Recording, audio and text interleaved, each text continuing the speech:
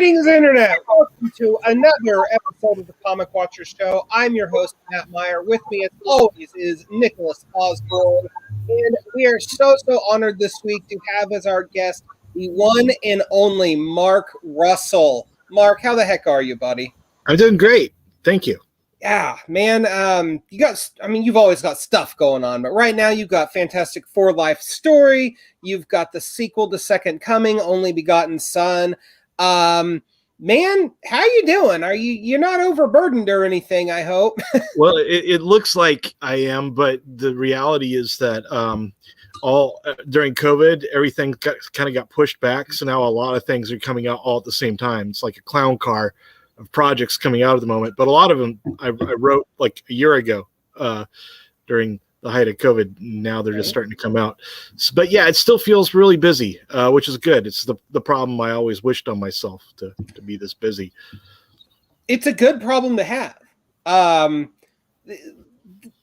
you're making your Fantastic Four debut, big moment with Life Story, following up on the Spider-Man Life Story miniseries that came out, I believe it was last year.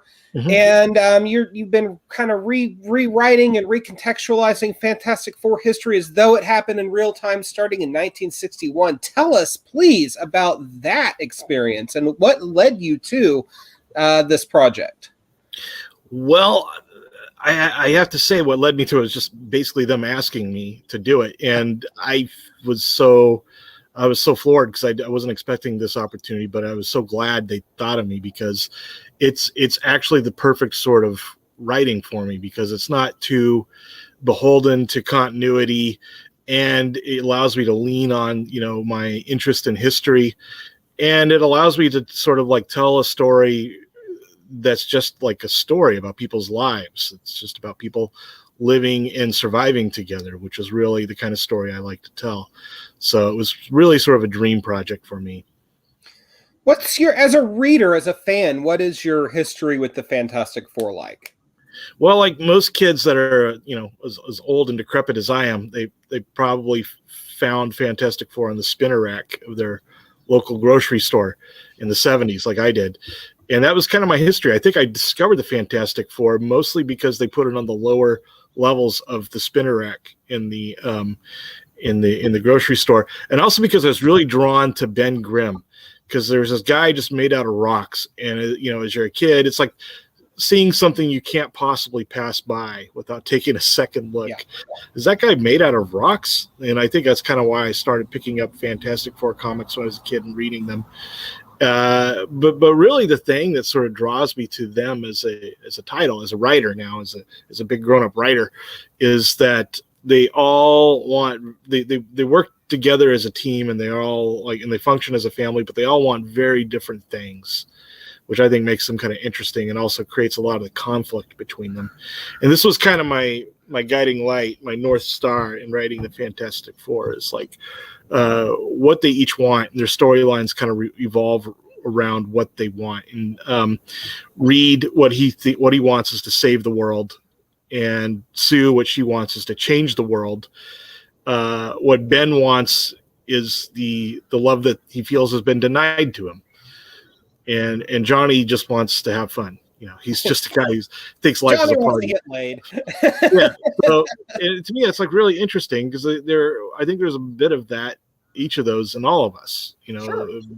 And so it's a chance to sort of plumb different parts of your psyche and about the conflicts that exist in each one of us between like wanting to just have a good time and yet doing something for the team, doing something for the betterment of the human race, and what that entails, and so I find them like an endlessly fascinating source of, and I think all good superhero comics do this.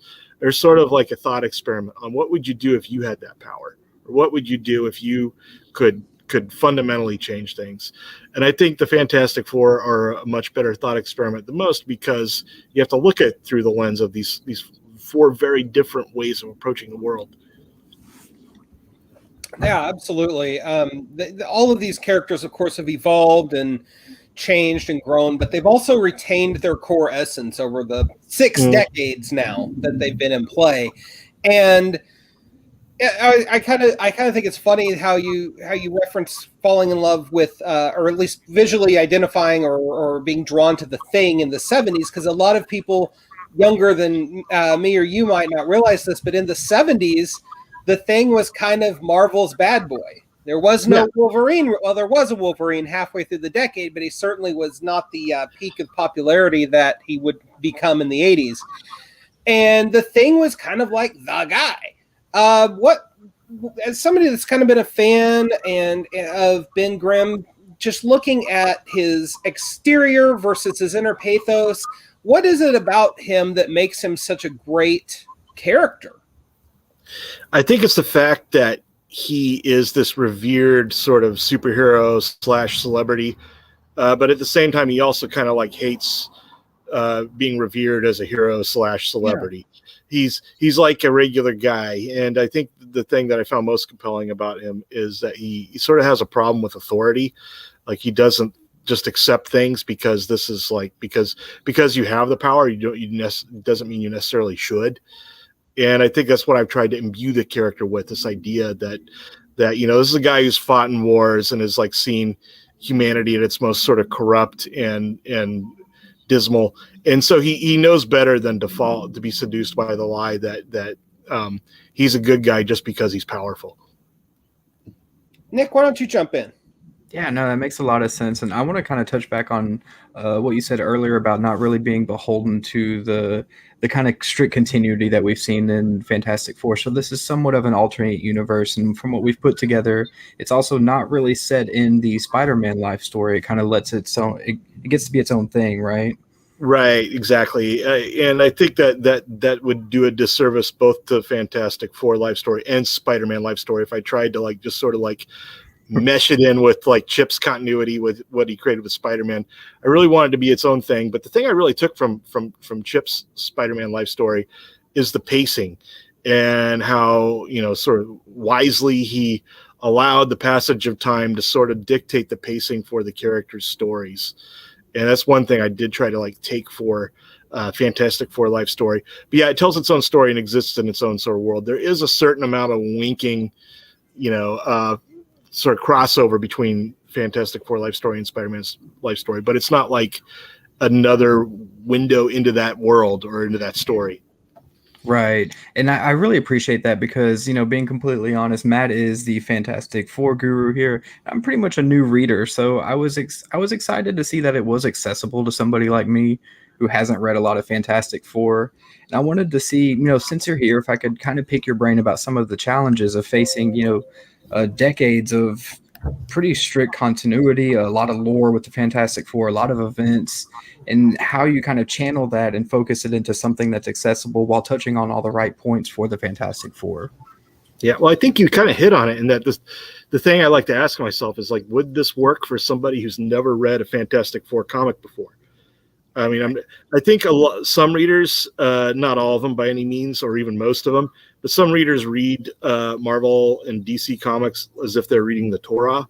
It's like they're just trying to find these little sort of niches in the scripture that, now I know something to bring up at the next debate that nobody else knows. They almost like a game of Magic the Gathering. It's like, oh, I found this rare card and now I can play it and, and improve my fandom. That's not really the audience I write for. I write for people who just basically want a good story. And I think a lot of times what my charm is, if I have any charm, is the fact that I'm not as imbued with the history of the characters I'm writing as other writers. So I'm not trying to fit into like these sort of Talmudic 1,500 page, volumes of lore. I'm more just trying to create a story that makes sense to me, that I like, and just betting on the fact that there's going to be other people out there that like it too. So my first and kind of last rule is that it has to work on a story independently of whether or not it works within the continuity of that character. Right. That makes sense. I think it really does. One of the comparisons that I noticed, and I come out of this as a huge fan of what Chip and Mark did with Spidey's life story. But one of the differences between their approach versus yours has been they took it pretty decade by decade. You know, it's the 80s, so now we're talking about symbiotes and Kraven's Last Hunt, et cetera, et cetera. Whereas you've definitely chosen to kind of remix things a little bit and create a new narrative or out of familiar cloth. What led you to that? Well, I wanted, decades are kind of weird things because it's like we think of the 60s as being the decade of like go-go boots and, flower power and like protesters in Vietnam, where it's really only describes like the last 3 years of the 60s. Most of the 60s is like what you see at the beginning of the Fantastic Four comic. It's like JFK, everyone's sort of clean cut, and it's very sort of much about the space race, and everyone's wearing suits. More like Mad Men, yeah. And so I tried not to, even though it's divided into decades, each issue is a different decade. I wanted to show how things change within the decades. So it starts in 1961, but then you jump to 1964, and they're sharing backstage at the Ed Sullivan Theater with the band that may or may not be the Beatles, and you can kind of tell that things are about to change the decade. And then by the end of the decade, Johnny's hanging out with John Lennon and Yoko Ono, and the decade changes as it goes along. So I wanted to give that sense of like history happens in increments. It happens in little bits. It's not like the 60s were one way and then the 70s were another way. But also you got to have some distance of time from one scene to another, so you can sort of like allow the characters a chance to change, allow the things that you've shown a character going through to marinate, so that when they've changed in the next scene, you understand why. And that makes sense. I mean, and no way is right or wrong. It's just clearly a conscious decision to do something in your own mode of writing that works for you. And I mean, power to you. You're the pro, not me, not the fans that are complaining about why Reed and Victor were not known in college to one another. Why is that? It sucks. But yeah, there's people going to make everybody. It's like the way I see it is sort of like shooting free throws. It's like if you try to like gauge the approval of everyone behind the basket as to whether or not they want you to make the free throw, you're going to miss the free throw. Yeah, just step up to the line and shoot, and let people like try to throw you off or have their criticisms. But the most important thing is you take the best shot you can. And I don't, some people don't enjoy it because I went away from the continuity more. That's totally valid. They're free to enjoy or not enjoy it in whatever way they see fit. But I just can't let it affect me when I'm writing, because then suddenly, I'm not driving the car anymore. I'm chasing it. If you're worried about what other people are going to think, you're going to fail. Yeah, it's like what Henry Ford said. He said that if I'd asked the customer what they wanted in 1895, they would have said a bigger, stronger horse. Yeah, exactly. It's like you just kind of have to take a gamble on what you think, what you think is right, and give people something new, and then give them a chance to catch up to it. And maybe they won't. Maybe it's not for them. Maybe you're making a terrible mistake. But it's better to make a mistake that nobody's seen before yet than to sort of safely follow up on everything that's come before. That does nothing good for anyone. I mean, who wants safe? Yeah. I mean, we know those fans that want things safe, and they're kind of cantankerous usually. I do not write generally for the people who want the same as everything they've just read. They want it again. Yes. I don't really see the point in writing that story. Yeah.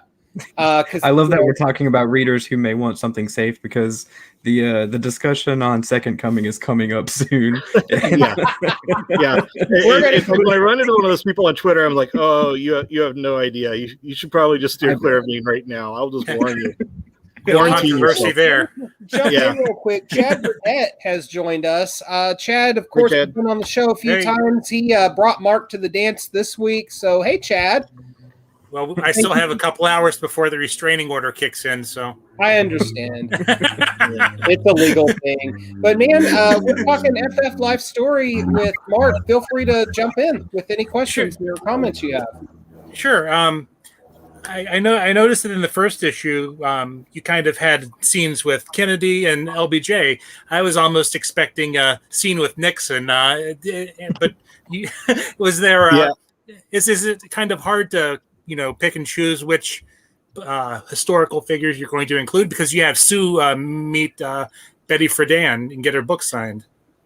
Yeah, there is a lot, of characters I wish they could have shoehorned into each issue, historical figures, which I just couldn't because they weren't really relevant to the main thing that was happening. But yeah, like Nixon and Johnson, Johnson and Kennedy were in there because it was very much about Reed trying to get a spacecraft, in the space race, and then trying to get the government to take his fears about Galactus seriously. The 70s issue is more about Sue and about her activism and joining ranks with the Equal Rights Amendment, and also just about how heroes began to develop a social consciousness and began to realize that not every problem in the world could be solved by like punching somebody or throwing them through a plate glass window. So they began to confront problems like third world debt and problems that maybe are not really what you would expect a superhero to confront. So I included some historical sort of cameos that appeared in the 70s issue were very different because the things I was talking about in the 70s issue were very different. But we do see more presidents in the future. We see Reagan in the 80s issue, so there are more presidents in the pipeline. That's great. Definitely. If I can, while we're talking about the first issue and kind of as we moved on into the second issue, we've seen a shift in what we see as the narrator and the captions in the issues kind of moving more from Reed's perspective into Sue's. Is that going to be something that we explore more of as the series continues? Yes. Each one of the Fantastic Four will get a chance to narrate an issue. The 80s issue is going to be narrated by Johnny, and then the 90s issue will be narrated by Ben. And this is a little bit of a spoiler, but not too much. The 2000s issue will be narrated by Franklin, their son. Oh, whoa! Well, that's very interesting, and it kind of opens the door to issue 6 being narrated possibly by Val. I'm not going to reveal anything about issue 6. Very cool, though. Very cool. I love that. And while we have a question from Comic Boom on YouTube, I want to throw that up. How did Mark you conceptualize Dr. Doom in comparison to his more mainstream counterpart? Well, what I wanted Dr. Doom to be in this version is to be like a version of what Reed could have been if he had gone wrong. At one point, they're friends. They're both working on the technology to defeat Galactus. And Dr. Doom is kind of like a vision of what Reed could have been if he had completely gone over to the dark side and decided that the ends justifies the means, that anything he has to do to stop Galactus is worth doing. And Sue kind of acts as his tether back to the world, back to the needs of the here and now and the human race, and about how you can't just it's not enough just to save the world. You have to figure out what you're saving it for. Mm-hmm. And that's very much what Sue's about. It's about creating a world worth saving. And Reed is kind of torn between these two polar opposites, where Sue's we got to change the world if we're going to save it. And Dr. Doom is no, we need to do whatever it takes to save the world. And, if that means enslaving people and forcing them all to accept our rule, then so be it. And so I wanted Dr. Doom to be sort of the possible id of Reed Richards. They're both sort of brilliant scientists, but one just kind of accepts that by virtue of his intelligence and his power, he has therefore got the right to rule. Mm-hmm. Yeah, that's kind of Doom in a nutshell. I got a question. I don't know if you guys already covered this, but this is the second, I guess, life story styled, book with Spider-Man. The Spider-Man by Chip Zdarsky being the first. Were there any? Did you read that and kind of say this is kind of what he did, and maybe this is what I want to do, kind of differently? Yeah, I first of all, I read it and I loved it, and I loved what he did with the Spider-Man story. And but yeah, it was different than the story I wanted to tell with the Fantastic Four. But what I really liked about it was how he really centered every issue in like sort of the emotional stakes of the characters. It wasn't just, oh, here's Spider-Man in the 60s, Austin Powers running around, and here's Spider-Man in the 70s, wearing bell bottoms. It was very much centered on the emotional stakes of the characters and how their growth over decades changes their lives. And I wanted the Fantastic Four to tell much the same story, where it's really about these characters' lives and how they grow and learn from their mistakes and help each other survive over 60 years. One of the things that I think is really fascinating about the approach to FF Life Story just in general is the fact that, yes, they get powers, yes, they become famous, but they don't just become a superhero team, right? Excuse me, they're still very much just ordinary people trying to live their lives amid this celebrity. So with that in mind, and just that, I don't want to say voyeurism exactly, but your work has a lot of social satire and criticism in it historically. Is that something you're looking to mine with the FF Life Story, just in the way that the characters are just kind of trying to live their best lives in these crazy circumstances? Well, I wanted it to be first and foremost about their lives, not about any sort of social commentary. But the social commentary comes in, I think, because the way the world sort of intrudes on our lives, how the world keeps us from living our best lives, and about the questions that come with power, which I think every comic book is ultimately about. Is like how do we deal with all this power? How do we? What is the appropriate way to use power, and what is not? And I think it's a question they have to ask as they're going about their lives. So there's invariably some social critique and some applicable political commentary that comes whenever you're talking about the nature of power. That makes a lot of sense. And one of our own contributors and guests on the show a lot, Cody White, talks a lot about sort of the history of definitely American comics and how they're a reflection of our own, historical past and our triumphs and our failures. And we see a lot of that, especially with mainstream characters or, mainstays in the industry like Fantastic Four, who have been around long enough to experience those reflections through different generations and different decades. And honestly, just having a writer like yourself who kind of has that ability to tap into the important character moments, but set it within the context of, what the culture looked like at the time. Sure, I want the Thing and some bell bottoms, but I'm really more interested in seeing, how they're interacting with the historical access at that point. Yeah, go ahead. No, please go ahead. Yeah, it's really about like how, because when they originally wrote like Fantastic Four in the 60s, they weren't writing, oh, well, here's the Fantastic Four in the 60s. They just were writing, here's the Fantastic Four in the present. Right. So really I wanted to kind of use what I had at my disposal, which, Stan Lee and people in subsequent decades did not have, which is perspective. So I can write about them set in these historic eras, dealing with the problems which we now know decades later were actually important in things that could have shaped human civilization much differently, like close calls we had and stuff that we didn't even know about at the time. So I kind of use that cheat to my advantage, the fact that I know in retrospect how the 60s shook out, whereas Stan Lee writing in 1961 or 1962 did not. Right. That's actually a really strong point. How do you feel that perspective maybe changed your approach for these characters compared to what we saw from them in the 60s? Well, I wanted it to be about these characters' growth and their evolution, so I could plan it out a little more, ahead of time. I knew how they were going to start, and I knew the sort of issues that were going to come up in the 70s and 80s that were going to sort of drive them apart and then drive them together. And so I could write with that sort of perspective and long sort of term planning in mind, which you couldn't do if you're writing, 2 issues a month every month in 1962. Right. You just had to plan to get the next issue done, and you didn't really have that sort of span of time to show that evolution.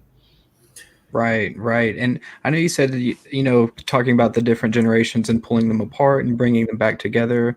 We see some of the Namor drama in issue 2. There's some key moments that we see touched on. When Marvel approached you about taking on this story, were there certain outlines that, you were told these are things that you need to hit, or were you kind of left free to piece those together yourself?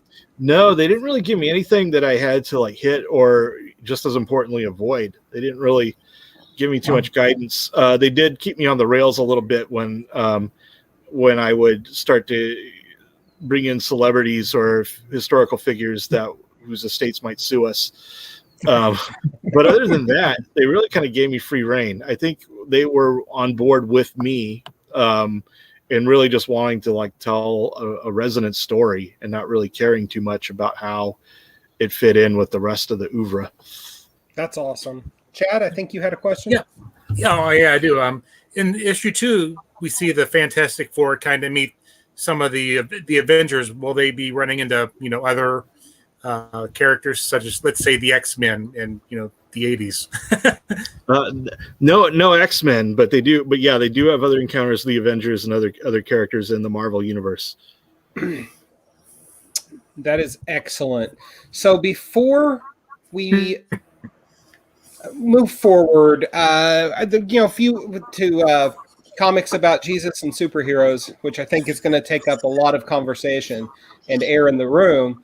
I had a question from my LCS guy, and he was curious to know, what is your favorite minor Fantastic Four run? Gosh, I really like. No. I forget which issue it was. I think it was like 55 or something. The one I based like the entire 60s issue off, This Man, This Monster. Mm-hmm. In that sort of early run where Ben is dealing with the fact that he's realizing that he is going to be this way forever.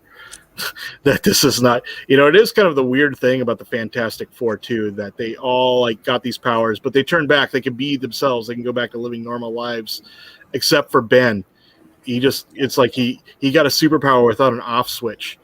So I think that run, like in the like the 1960s and the like the 50s issue range, was like kind of like the most resonant to me, because it dealt with, like, albeit in a very sort of like oblique way, sort of the emotional pain of being a member of the Fantastic Four. And it's hard to argue that that kind of middle era of Jack and Stan's run is absolutely where they peak. 45 to about 67, 68, somewhere in there. That's some of the best comics ever written, hands down. So I can get behind you on that one. So moving from superheroes in real time to superheroes hanging out with the Son of God, we have Second Coming, Only Begotten Son, the sequel to the comic that DC thought would never happen, and yet it did, because Ahoy is awesome. Second Coming is back and better than ever, I think. Man, how does it feel to have overcome that weirdness from the beginning and found a new home with Ahoy and all the critical acclaim that the first series got, and now we're at Act 2? Yeah, no, it feels good. It's vindicating. It's like I've written books and I've written comics, and I feel like the big difference is that when you write a book, people will wait till they've read it before they decide that they hate it. And in comics, it was kind of a new phenomenon. It's something I wasn't really prepared for. It was that, like, people will just decide they hate your comic before they've even read a page of it. And that was kind of the thing with all the controversy surrounding Second Coming. It all kind of came before anyone had even read so much of a page of the actual comic. And I feel like, it's usually kind of the best time to get upset about something, because, just kind of looking like a crank and an idiot once it actually comes out, and everything you've been saying that this was going to be about is not true.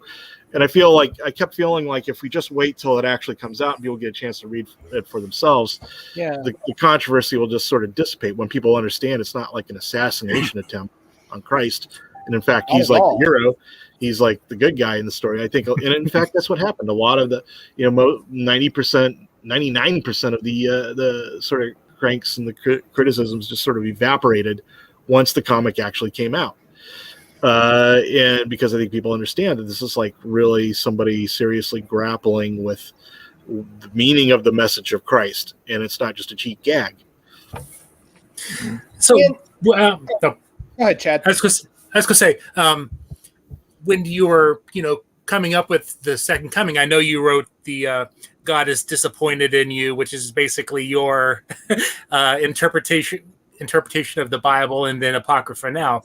Was that kind of building towards, Second Coming? Yeah, I think that I the reason I wrote Second Coming was because I had like developed all these opinions about the Bible and about like how wrong Christianity had gotten Christ, over the last 2,000 years, writing those books. And I think just like it's kind of a shame because there's so much awesome stuff about Christ and about like his teachings in the Bible and in the non-canonical Christian texts that Christians know nothing about because it's not useful to teach them that in church to get them, basically when I was a kid, I went to church and all they really taught us were the Bible scriptures that were useful for getting me to like not want to have sex or to, to sit still and eat my vegetables. And that's, maybe like 1% of the Bible, if that. And so I wanted to like write a comic. I really wanted to write 2 comics. I wanted to write a comic about Jesus Christ coming back to earth and then finding like how horribly wrong people had gotten his message. And I wanted to write a comic about a superhero who comes to realize that like his superpowers are powerless against like, his grandmother getting dementia or wanting to raise a family. And the real problems that people have, superpowers are kind of useless against. And I realized to me that at some point I realized that these are 2 sides of the same coin, that this is ultimately a story about how about how the futility of power, about how ultimately the only thing that really solves problems in the end is empathy and helping each other. Yeah, absolutely. I mean, one of the things that I like most, and I mean, full transparency here, I'm an atheist and I'm a recoveringly intolerant of organized religion atheist. And I was 18 when I first read Preacher. So what are you going to do? But when the first original controversy about Second Coming arose, that's my first thought is, here's this, Preacher Part 2 and DC is scared to do this now. What a bunch of whambags.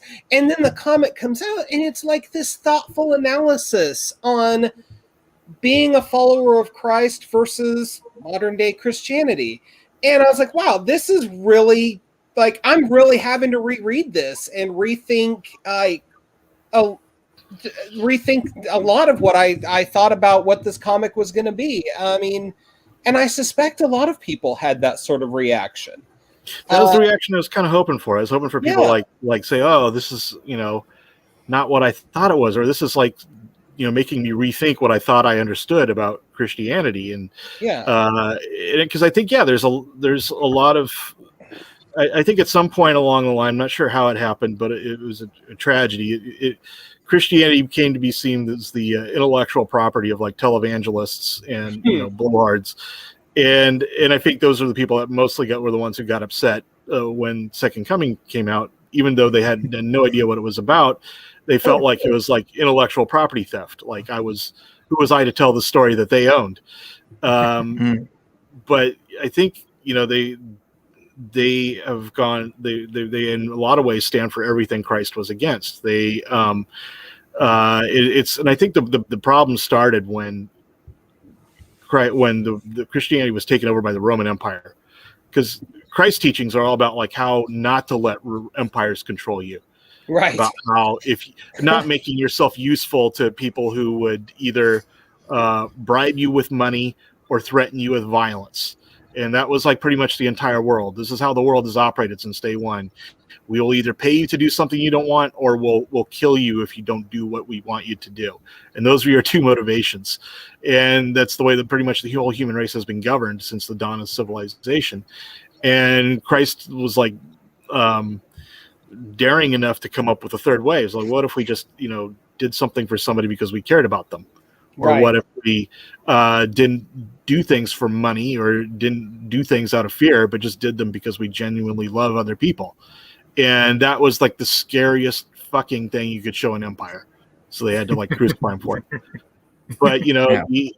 the irony is that his message, in order to be useful to the Roman Empire and every empire that has followed, had to be co-opted to do the opposite, basically, of what it was intended to do. It had to become like a set of rules, or Right. Jesus will be very disappointed in you if you don't put 10% in the collection plate, this week. it had to be, like in a lot of ways, sort of mirror imaged to get people to conform to the demands of empire. It became a tool of like forcing people to live in fear or bribing them with the idea of eternal life or prosperity gospel like Right.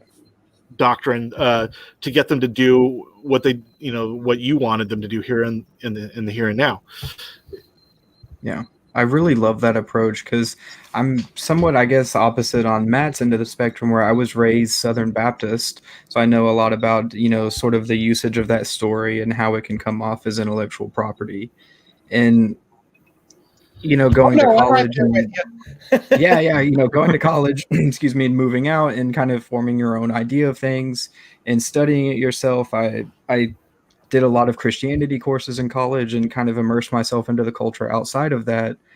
Before falling out, I had a different reaction to Second Coming, because it's almost like it's a dangerous tool that you can wield even when it's under the guise for good.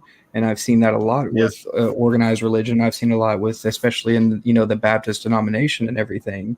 So I was wary about the Second Coming, the first volume, and we have an episode where I was probably too harsh on it because I wasn't sure how to react to that story, where I'm watching everybody around me say, this is basically blasphemous. This is a horrible depiction of Jesus, and this is not the pass around the donation plate that I'm used to.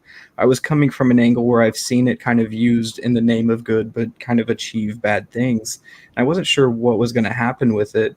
And as we look towards what we've got with Only Begotten Son, I feel like things are clicking more with me in this series, where I'm understanding the idea behind this depiction of Jesus, and also the contrast that we see in your ideas of empathy between Jesus and the superhero. And I kind of want to touch on what that evolution looks like between the flare up and the controversy and then it dying down in the first one, and this depiction that we see in Only Begotten Son, and what it looks like moving forward for the series. Right. Well, thank you. And I think that, the big difference between the first series and the second series is that when I wrote the first 6 issues, at the time I thought that was all I was ever going to get. I thought, this is, they've made a horrible mistake in giving me the series, and now as soon as they can politely show me the door after I get my contractually obligated 6 issues done, they're going to do so.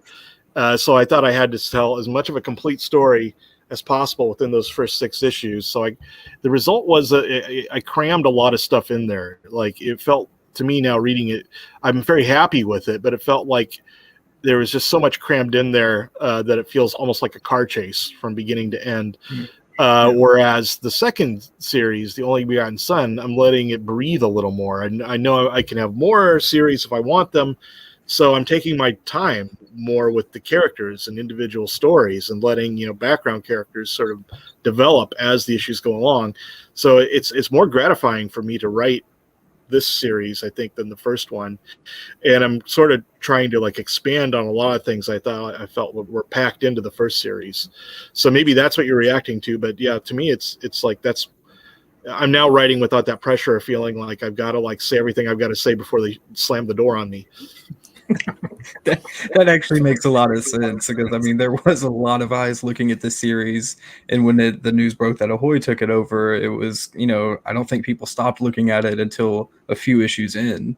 But I want to touch on in issue 2, I believe, in Only Begotten Son, we get this awesome moment where Jesus is kind of thrust into this reenactment amusement park, I guess is a good term for it, where we can see the capitalist side of Christianity, where they're trying to promote all these different ways of profit and revenue, and theme parks. And it's kind of whimsical at first, and then I loved how you twisted that into a nightmare for Jesus. There's one page that I'm probably going to post after the show, because it's whenever Jesus takes the stage and everybody starts cheering and they're like, "I love you, Jesus," and he's like, "I've waited thousands of years for this reaction." That turning point in using what we all bring in our expectations of Jesus, and how you're able to put that twist on the societal reaction and what they've done to it. How much of this is coming out of real life experiences, and how much do you feel like, am I going too far with this? And the challenges behind finding that line between satire and maybe something a little bit more. Yeah, weirdly, I never feel like, oh, I've gone too far. I always feel like, maybe I haven't gone to the right place, but I never feel like I've gone too far. But to me, a lot of the series is building up to that moment. This is kind of like the moment I wish Christianity would have, where Jesus actually gets a chance to go on stage and all of his followers are watching and cheering. And then he tells them what he actually said in the Bible. And they're forced to sit there and listen to this guy that they just cheer, basically, pull the rug out from underneath all of the values they've built up around him that have nothing to do with what his message is. But it helps that you can do it in sort of a funny way with having him like go into like a Christian theme park, and they just assume he's like one of the actors they've hired to play Jesus, not knowing that he's the actual Jesus. And so they put him on stage, it's like with the canned spiel they expect him to do that they've written. And instead he tells them all exactly what they need to hear about how, God isn't really paying attention to you anymore. You have to do for each other what you used to expect from God. And, you have to be basically the divinity in the world now. And it's not anything any of them want to hear, because they, my theory about like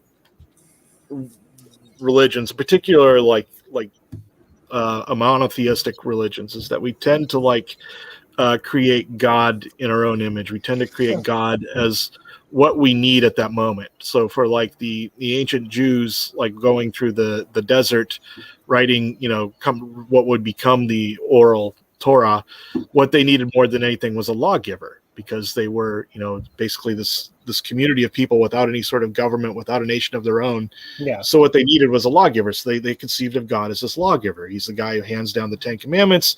He has, 630 some odd rules in, the book of Leviticus that he gives down to us, because that's what they needed. And then during the Christian era, when they were ruled by the Romans, they didn't need a lawgiver, because the Romans had, all the laws they'd ever wanted and more. What they needed was a savior. What they needed is somebody who's going to get them out from underneath the thumb of the Romans. So they conceived of God, in this case, Jesus, as a savior. Unfortunately, in 21st century America, I think we've come to view God as a Walmart. We see him as like somebody who's going to give you what you want, not ask too much from you, a great place to sort of get your desires fulfilled. And I think that's what, evangelical Christian prosperity gospel 101 values are, is that God's just a place you go. If you're on the right team, you're okay. It doesn't matter what you do to people. As long as you're on the right team, you get everlasting life. And then, the other good thing about being a Christian is that you can pray for things and God will come through and give them to you, just by virtue of being on the right team. And if you didn't get it, it's because you didn't pray hard enough. Right. Yeah. And if people who don't have what they need, you shouldn't have compassion for them, because there's some reason why God doesn't want them to have the things they need. So it's a very poisonous doctrine, and it sounds completely counter to everything Christ actually taught. So I wanted to have that moment where all these people who bought into prosperity doctrine, who see God as a Walmart, actually have to come face to face with Jesus Christ and listen to him tell them exactly what he thinks. And so that was a very big moment for me to be able to write that. Yeah, I imagine so. I mean, the scene just hits flawlessly. And ever since the first volume came out, my go-to when I'm trying to describe it shorthand to friends is, this is to evangelical Christianity what Dogma was to Catholicism in '98, and I need to get on that. And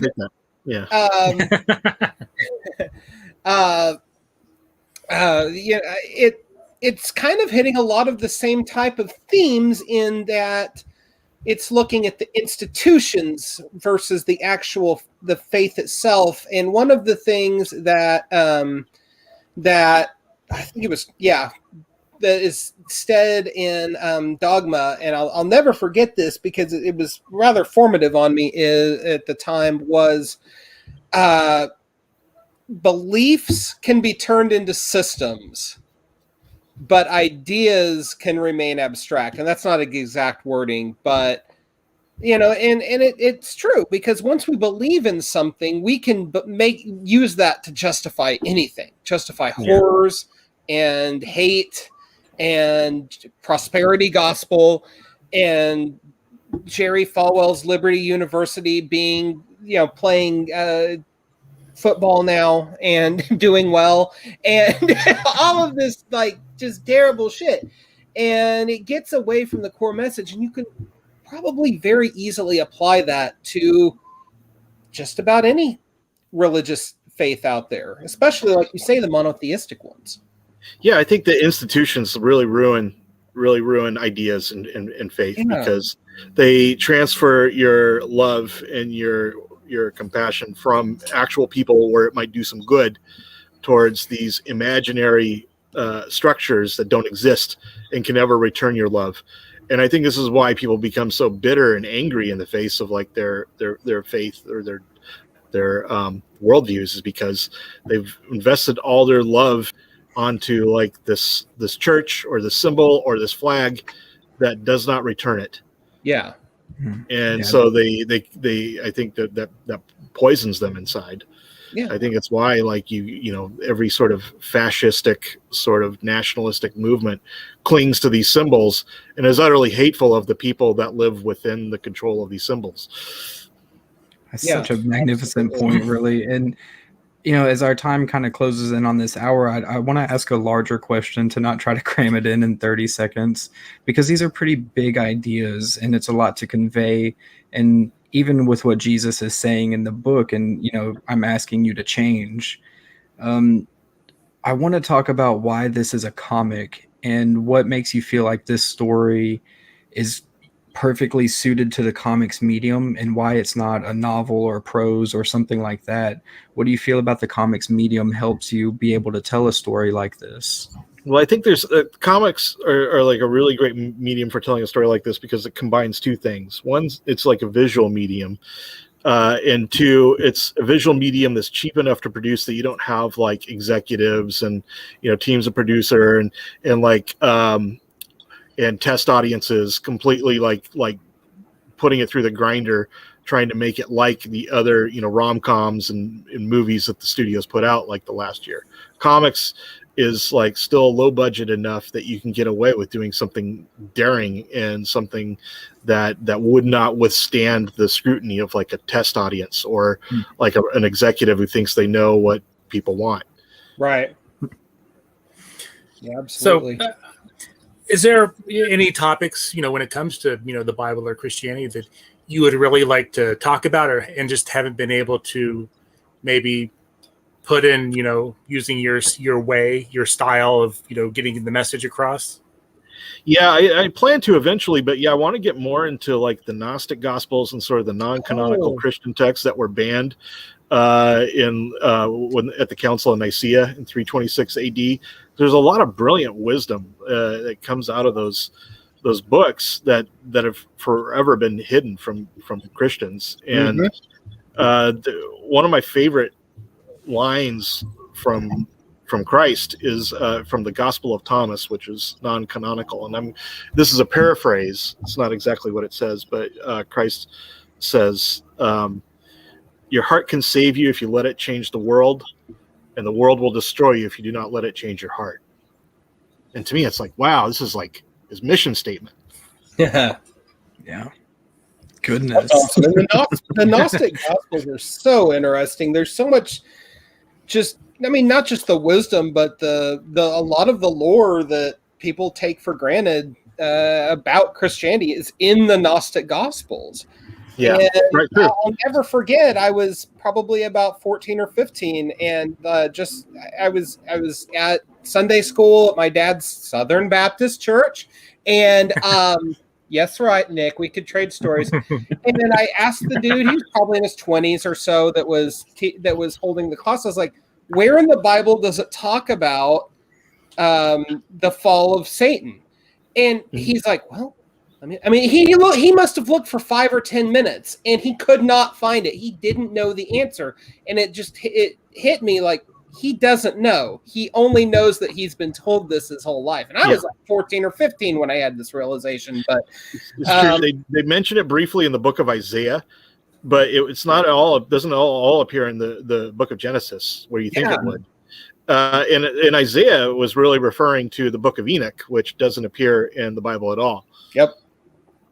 And even Christ, like in the Gospels, he refers to the Testament of Solomon, which is like a non-canonical book about Solomon using a magic ring to harness harness demons.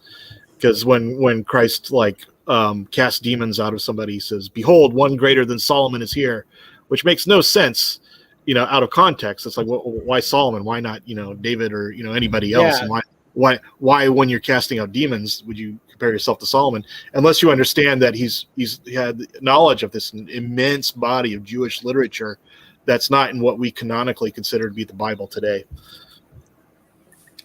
And then he found a Green Lantern ring. So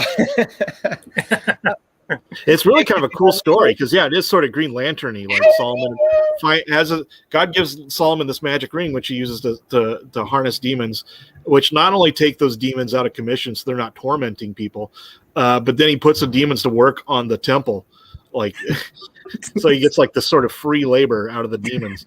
That's my guy. They basically turns them into interns. How very wise of him.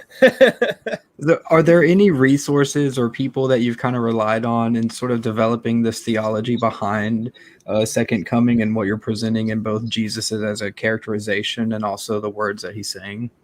It's sort of an aggregation of everything I've read while I was writing God Has Disappointed You and Apocrypha Now, sort of my own opinions and other opinions of other people that I read along the way.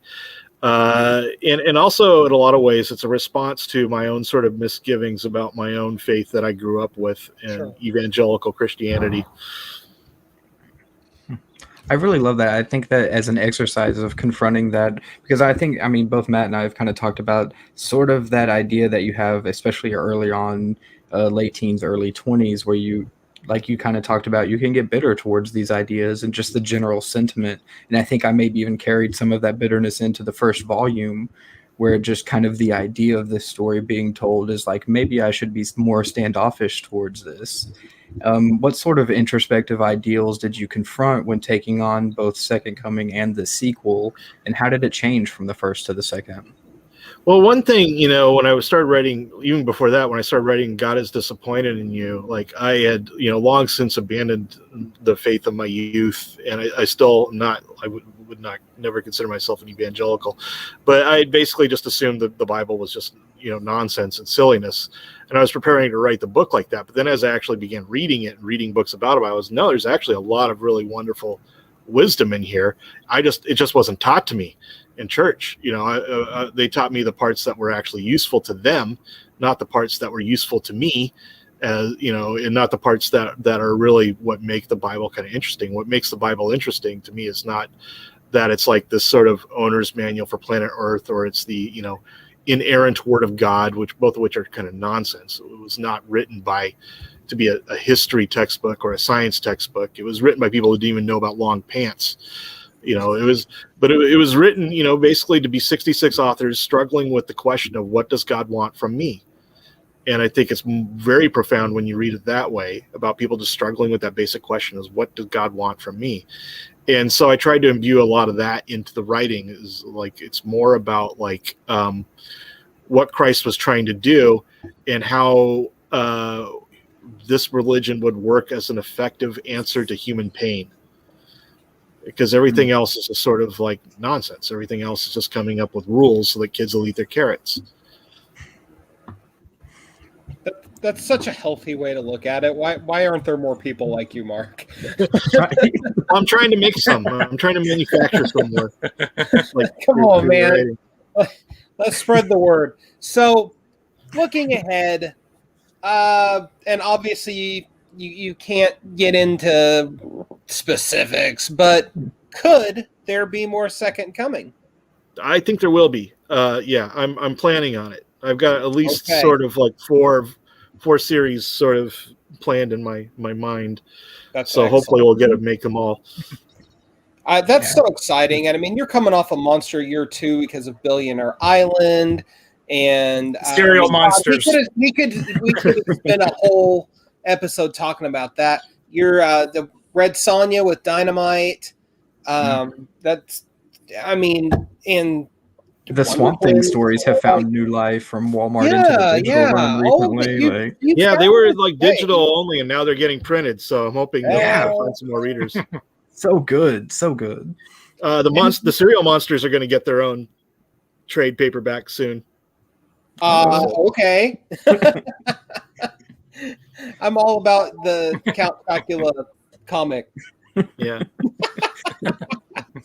But I mean, just look, you've just seemed to have hit your niche of taking properties we're familiar with, like the Flintstones or Snagglepuss or even the Fantastic Bible. Four, Jesus Christ, Yeah, and recontextualizing them in this really profound way.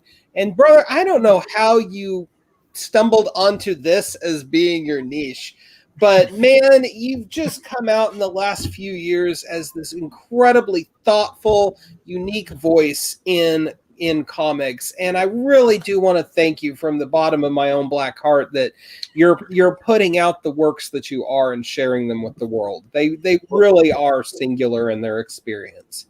Well, thank you. That's very kind. I'm glad to hear. Absolutely. Go ahead, Chad. I was gonna say I can't wait to hear his thoughts on robots. Yeah, the robots are coming for us all. Like I think just a couple weeks. Not all robots from AWA. Issue 1 drops in a couple weeks, but yeah, it's basically robots as a sort of metaphor for toxic masculinity.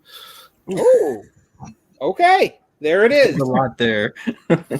There we go. Mr. Metaphor strikes again.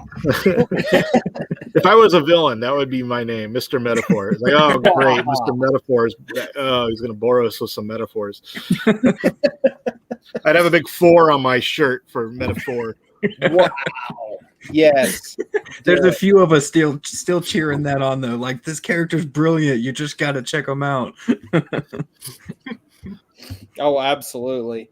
Absolutely. Well, Chad and Nick, did you guys have any final questions, final thoughts for Mark? If I could just dig into one, I'm into my horror story. Swamp Thing was about as close as we've gotten so far to my knowledge. Are there any horror genres or tropes or characters or something like that you'd like to put into comics and kind of put your spin on? Yes, in fact, there is one I will be putting out soon. I have a new series with Vault coming out about a haunted red box machine. It's called Dead Box. Okay. Okay, I'm already on board and I don't know much about it. Well, we're also pretty big fans of Vault around here. So yeah, I love Vault. It's like I just was dreaming of a chance to work with them because they curate their work so well, and and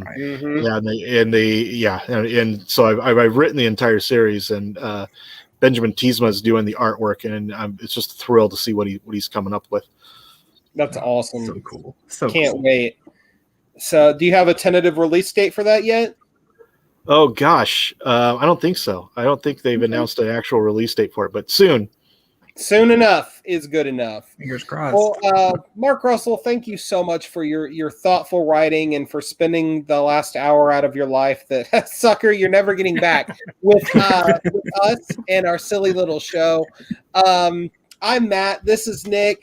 And that's Chad. We are the Comic Watchers, and this is our show. Thank you so much for listening. Support your local comic store, guys.